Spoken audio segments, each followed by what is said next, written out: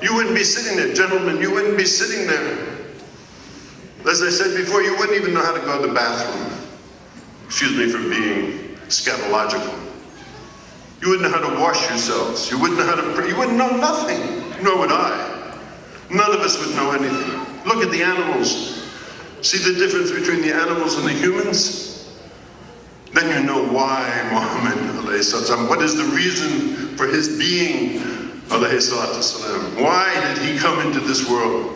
And then when he returned and they didn't even believe, they thought, oh, this is a dream, this is something like that. He said, no, don't think that I'm dreaming. Don't think that this was some dream that I had, because remember, the cup of milk that he was drinking hadn't even finished spilling by the time he returned. He said, don't think this is a dream, because I'll tell you something. The second camel in the caravan, which will reach to Mecca tomorrow, is gray.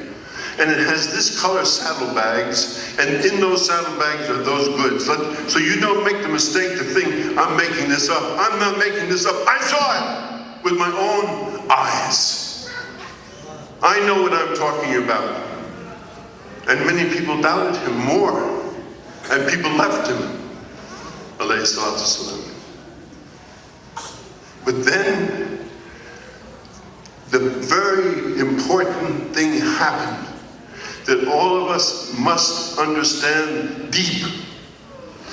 Shortly after that, there came 6 men from Yathrib, from the city of his mother, and they made a solemn pledge to him.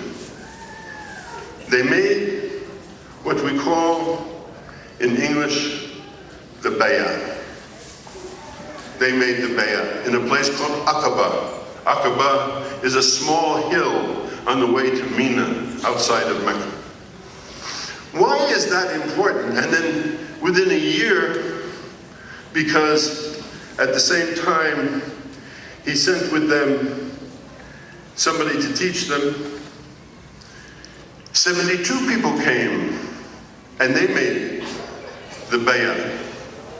What does the word bay'ah mean in Arabic? It means to sell something. Sell. What does it mean to sell? It means sell yourself. That's what it is. Nothing more and nothing less. They sold themselves to Muhammad alayhi salatu wasalam. وَيَدَ اللَّهِ فَوْقَ أَيْدِهِمْ. And Allah's hand was above their hand. And that's what's missing in this world, because people have sold themselves, not to Muhammad, not to Allah, but to the dunya. They've sold themselves to their jobs. They've sold themselves to their Lexuses. They've sold themselves to their 3,000 square foot houses. They sold themselves to any number of things other than to Allah. And that's why the Prophet ﷺ said, I don't worry about you that you're going to be many. You'll be many, but you'll be weak. You'll be weak. Look at us. 1 billion people. More than 1 billion people. 1/6 of the world's population, and everywhere. You think I'm saying everywhere?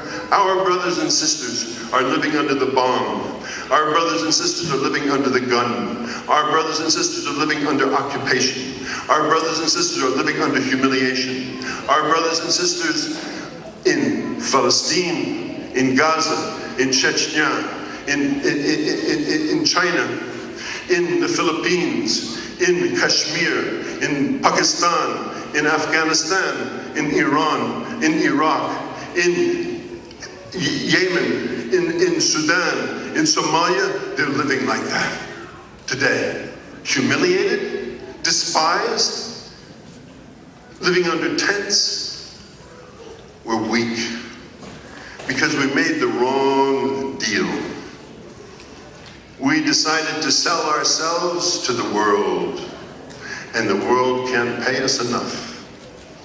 And that's why we are the way we are. He asked them, he said, I want you to promise me this. Because it wasn't just simply they stuck their hand in his hand.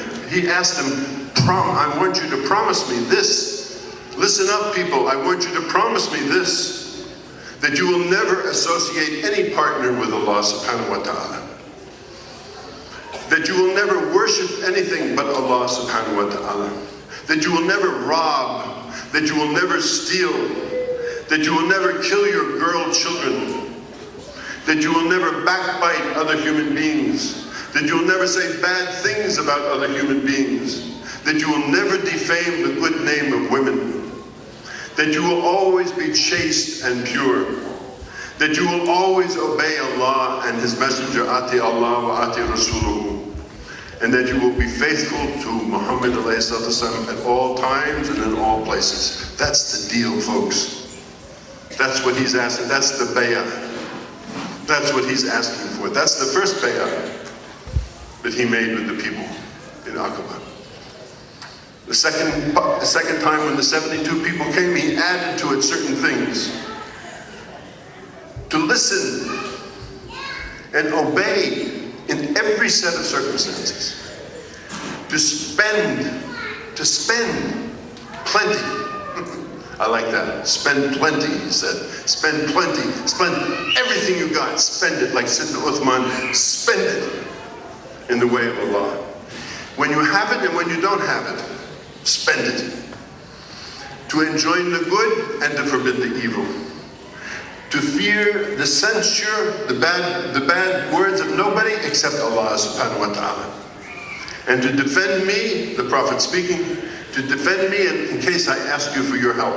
Defend me. And keep me from anything that you keep yourself from, or your spouses, or your children. And if you observe these things, wallahi, I tell you, paradise is yours. Do you want paradise? Would you like paradise? Would you like paradise? That's the cost of paradise. You sell yourself to the Rasul ﷺ, and he promises you paradise. And these people promise you nothing.